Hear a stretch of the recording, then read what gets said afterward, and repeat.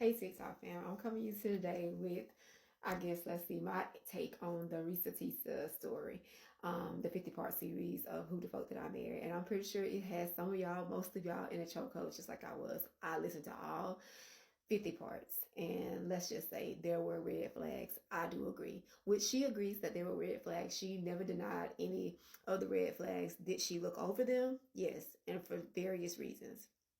She go into details in several of the videos about, when she first met him, how things started out and how she feels like, maybe it was her turn. Not necessarily saying that she didn't see the red flags or that they weren't there. It's just that she found other reasons to look over. Here it is. Her scenario, her take is that this guy comes along, he's this Mr. Prince Charming, he takes the financial burden off of her.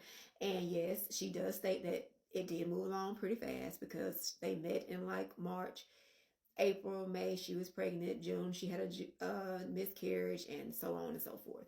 But she goes on to say that she was raised in a project. She's always had to get pretty much everything that she's done on her own out the mud. So to have that financial burden and stress off of her, that felt good. So she thought maybe this was my turn, my time to, have a good life or to live the life that she sees people around her. Like she says in her words, it was my time. She was hoping that it was her time. So, it wasn't a lot of lies, a lot of red flags, but she couldn't pinpoint. She did say that she felt like there was something wrong, but she couldn't put it into place what was wrong. Like looking for the house, he had showed her these Chase pre-approved amounts for a house. He, was showing her these pictures on his phone where he was claiming to log into a bank account. So the money was there. He was paying all the bills. So it wasn't like that was a lie because he was paying all of the household bills. So she knew he had some type of money, but to the extent, I guess she didn't really know.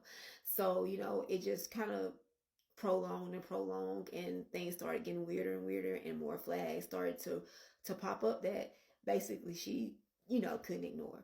So it wasn't until later on down the line she started finding out that some of these lies or some of these things that he was telling her were complete lies, down to looking for the houses, looking for the cars, the type of job he had.